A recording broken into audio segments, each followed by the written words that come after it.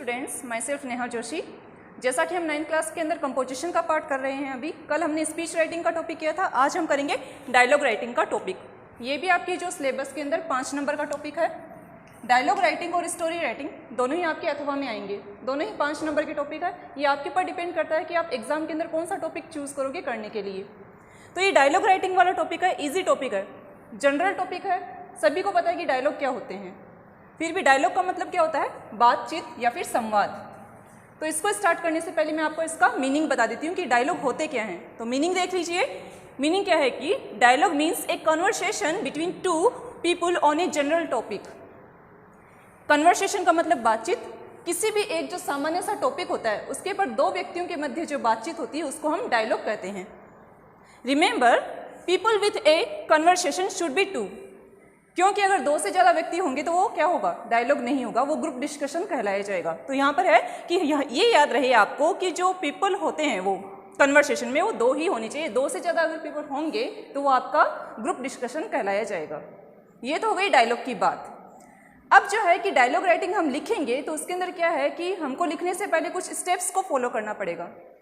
इसमें कुछ एक बातों का हमको ध्यान रखना पड़ेगा। तो पहली जो मोस्ट बात आती है वो ये कि जो भी आप डायलॉग कर रहे हो तो उसकी क्या है कि कंटेंट आपको पता होनी चाहिए कि कौन से टॉपिक के ऊपर आप अपना डायलॉग डिलीवर करने वाले हो। शॉपकीपर और कस्टमर का डायलॉग अलग होता है, डॉक्टर और जो पेशेंट का अलग होता है, टीचर स्टूडेंट्स का अलग होता है। तो इन लोगों के बीच में जो बातचीत होती है वो उनके पर्टिकुलर टॉपिक को लेकर ही होती है। तो ये क्या है कि पहली चीज़ हमको ये पता होनी चाहिए कि जो डायलॉग हो तो उसकी क्या है कि पहली जो होती है विषय वस्तु हमको पता होनी चाहिए। ठीक है। नेक्स्ट जो चीज़ आती है डायलॉग राइटिंग के अंदर वो ये कि जो भी आप डायलॉग डिलीवर कर रहे हो उसके अंदर क्या है कि आपको इनफॉर्मल होना होता है। आप क्या होते हो कि फॉर्मल के अंदर वे के अंदर अगर आप डायलॉग करते हो, कन्वर्सेशन करते हो तो वो आपका डायलॉग नहीं होता है, वो थोड़े मतलब कि अलग ही चीज़ में चली जाती है वो चीज़।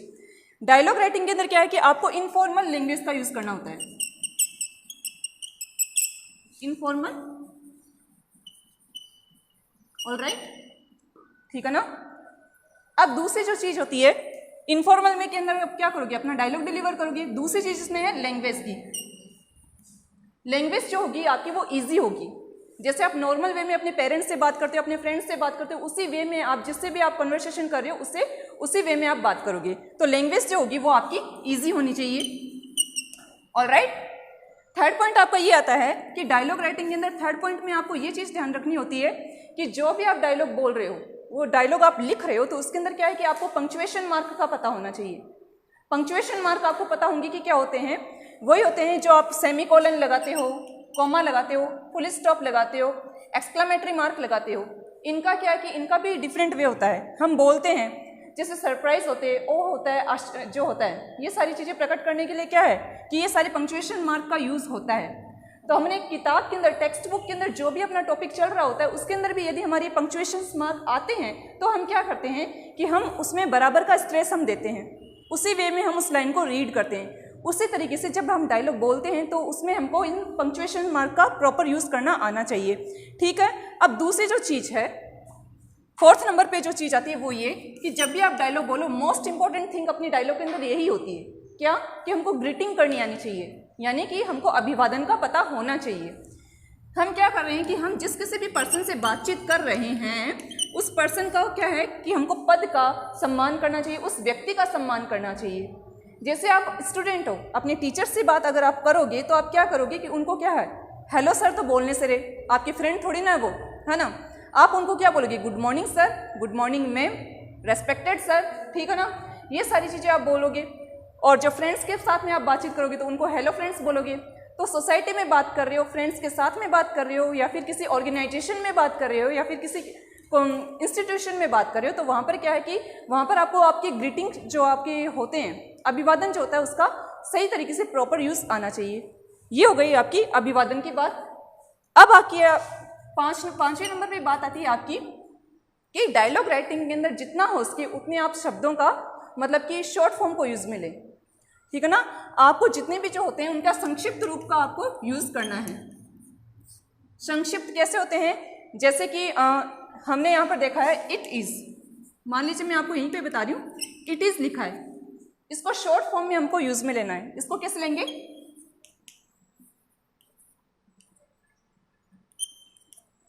इट्स, इट इज को हमने कर दिया इट्स। नेक्स्ट आपका दैट इज, इसको आप करोगे दैट्स, ठीक है ना। डिड नॉट को डिडंट,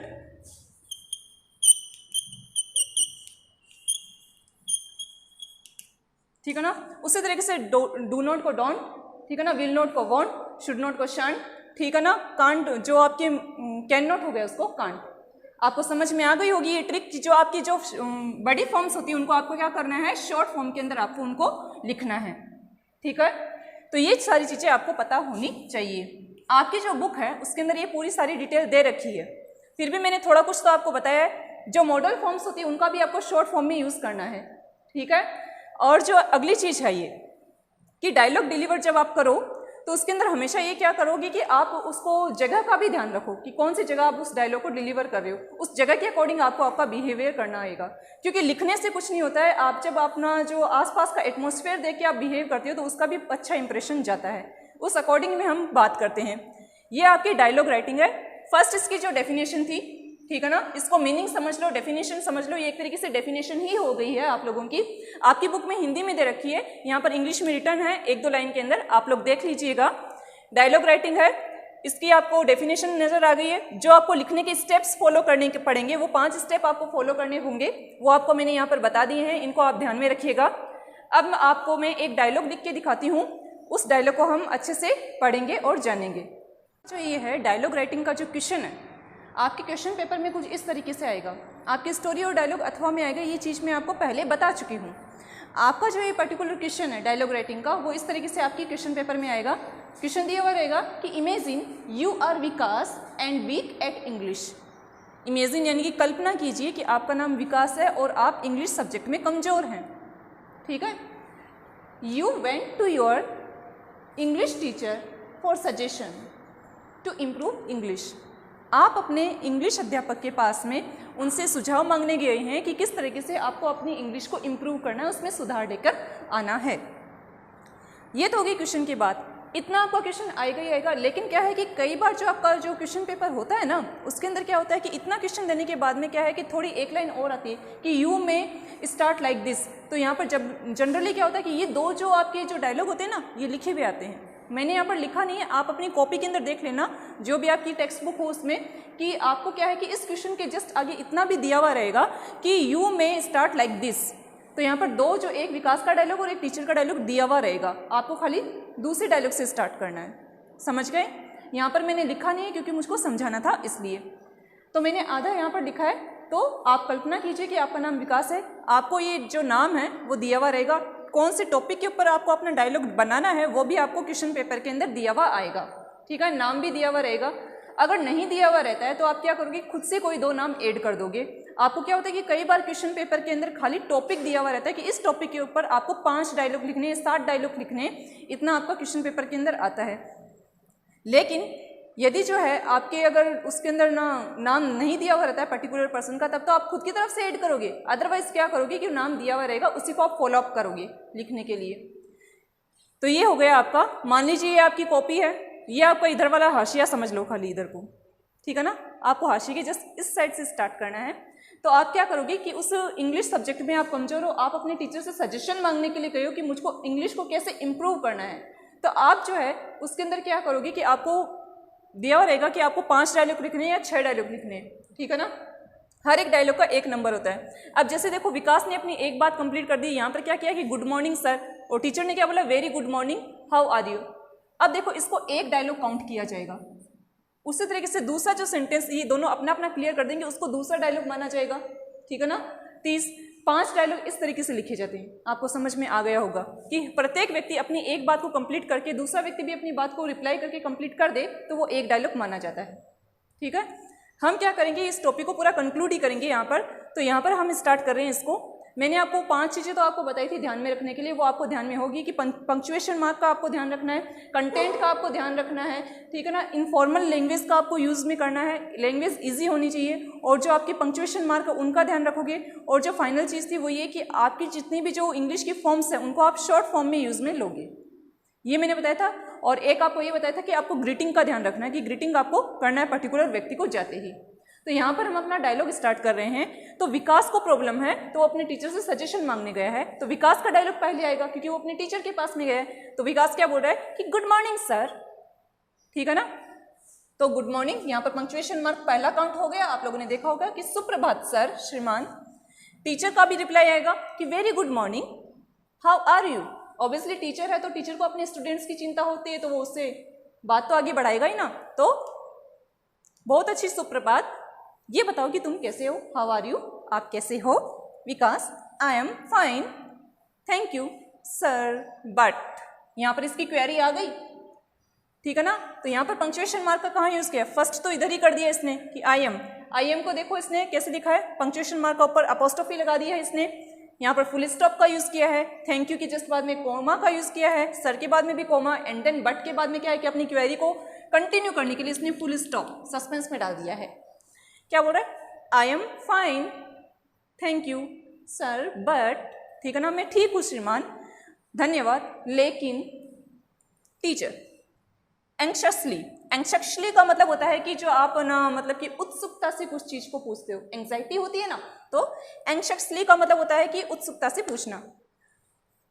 बट व्हाट, लेकिन क्या। विकास, रिक्वेस्टिंग मैनर में क्या कह रहा है, रिक्वेस्टिंग उसके एक्सप्रेशन जो होता है, बोलने का वे भी रिक्वेस्टिंग मैनर में चला जाएगा। तो रिक्वेस्टिंग वे में विकास क्या कह रहा है कि sir I am weak at English please suggest to improve it. अपनी जो समस्या है उसने सर के आगे रखिए, क्या रखिए, प्रार्थना करते हुए कि सर मैं इंग्लिश में वीक हूँ, इंग्लिश मेरी अच्छी नहीं है, कमज़ोर हूँ मैं उसमें, कृपया मुझे सजेस्ट कीजिए कि मैं इसको किस तरीके से इम्प्रूव कर सकता हूँ। अगला है टीचर। तो टीचर क्या करेगा, डीमोटिवेट कभी अपने स्टूडेंट को नहीं करता, वो मोटिवेट ही करेगा। तो टीचर क्या करेगा, मोटिवेटिंग लैंग्वेज में क्या बोल रहा है, मोटिवेट करते हुए कि your mind and grasping power are sharp, कि तुम्हारा दिमाग और जो तुम्हारी सीखने की जो ललक है, क्षमता है, ठीक है ना, जो गेन करने की पावर है वो बड़ी ही तेज है। शार्प है यानी कि तेज है। ग्रास्पिंग पावर का मतलब होता है कि जो किसी चीज को गेन करने की पावर है ना, अपने में समाहित करने की क्षमता, ठीक है। शार्प यानी कि तेज। तो सर यहाँ पर क्या बोल रहे हैं, उसको मोटिवेट करते हुए कि your mind and grasping power are sharp, तुम्हारा दिमाग और तुम्हारी जो सीखने की क्षमता है वो बड़ी तेज है। You need attentive drills and written practice, तुमको तो खाली जो है ध्यान कौशल, अटेंटिव ड्रिल्स है ना बच्चों, यहाँ पर ATTENTIVE DRILLS, अटेंटिव ड्रिल्स का मतलब होता है कि ध्यान कौशल। नोट डाउन कर लेना आप लोग अपनी कॉपी के अंदर, मैंने ओरल बताया, आप लोग नोट कर लो। अटेंटिव ड्रिल्स का मतलब होता है ध्यान कौशल। एंड रिटन प्रैक्टिस का मतलब होता है कि लिखने की जो है अभ्यास, लिखने का अभ्यास, ठीक है ना। You need attentive drills and written practice, तुमको तो खाली ध्यान कौशल और लिखने की जो प्रैक्टिस है उसकी आवश्यकता है खाली, बाकी तो तुम्हें सब कुछ ठीक है, प्लस में हो तुम, खाली तुमको क्या है कि ध्यान कौशल और जो लिखने का अभ्यास है उसकी प्रैक्टिस करनी है। विकास क्या बोलता है अब दोबारा से, sir what are attentive drills, क्योंकि बच्चे के सामने अटेंटिव ड्रिल्स की जो चीज़ है वो पहली बार सामने है कि ये क्या होती है। बच्चे होते हैं तो बच्चे को सब कुछ चीज़ का नॉलेज नहीं होता है ना। तो यहाँ पर जो है विकास पूछ रहा है कि अब अटेंटिव ड्रिल्स क्या होती है। बहुत से बच्चों में से आपको भी नहीं पता होगा कि अटेंटिव ड्रिल्स क्या होती है ना। तो यहाँ पर विकास क्या करे, सर ये व्हाट आर अटेंटिव ड्रिल्स, ध्यान कौशल क्या होता है। तो टीचर रिप्लाई कर रहे हैं अपना एक्सप्लेनिंग, यानी कि पूरा मतलब कि एक्सप्लेन करते हुए इसको कि make throughout revision of the subject matter through at school and then attempt exercise till you get necessary skill. अब सर क्या है कि पूरा एक्सप्लेन करके बता रहे हैं कि अटेंटिव ड्रिल्स क्या होती है। सर क्या कह रहे हैं कि make throughout revision of the subject matter through at school and then, कि तुमको जितना भी स्कूल के अंदर आपको पढ़ाया जाता है उसका आप क्या है कि जो भी विषय वस्तु आपको स्कूल के अंदर पढ़ाई गई है उसको आपके क्या करना है कि उसको आपको रिवीजन करना है, उसका अभ्यास करना है। एंड देन और फिर attempt exercise till you get necessary skill, और फिर आपको उस पर्टिकुलर टॉपिक के ऊपर आपको एक्सरसाइज करनी है, उसके ऊपर आपको अभ्यास करना है, ठीक है ना। अभ्यास पे अभ्यास करना है। अभ्यास करोगे तो आप में जो आपको सीखने की जो क्षमता है, वो जो कौशल है, वो अपने आप ही आप में समाहित हो जाएगा, अपने आप ही आप में आ जाएगा। कोई भी चीज़ है एक बार में अपन को समझ में नहीं आती, उस चीज़ के ऊपर हम 5 या 6 बार प्रैक्टिस करेंगे तो उस चीज़ में हम मास्टर बनते हैं, ठीक है ना। Practice makes perfect. तो वही चीज़ इसमें है कि आप अटेंटिव ड्रिल्स को क्या है कि जो आपको स्कूल के अंदर पढ़ाया जाए उसका आप घर पे अभ्यास करोगे, उस पर्टिकुलर सब्जेक्ट का रिवीजन करोगे, फिर बाद में क्या है कि आपको जो उस टॉपिक के ऊपर जितनी भी आप एक्सरसाइज करोगे उसको रिपीट करोगे, तो आप में क्या होगा कि आप में सीखने की जो क्षमता है, ठीक है ना, जो आवश्यक आपको कौशल है उस पर्टिकुलर टॉपिक का, वो आप में समाहित हो जाएगा। विकास क्या कह रहे हैं दोबारा से कि thank you very much sir, बहुत बहुत धन्यवाद sir. Teacher you are welcome, आपका बहुत बहुत स्वागत है, बहुत बहुत धन्यवाद। तो देखो यहाँ पर पर्टिकुलर एक जो अपना टॉपिक था किसके ऊपर कि आप इंग्लिश सब्जेक्ट के अंदर कमजोर हो, आपको आपकी इंग्लिश इंप्रूव करनी है, तभी आप अपने टीचर के पास में गए हो, आपको आपका डायलॉग डिलीवर करना था। आपने इसमें कितने डायलॉग लिखे हैं आप काउंट कर सकते हो। विकास का टीचर का एक डायलॉग आ गया, ये यहाँ पर एक, एंड देन सेकेंड,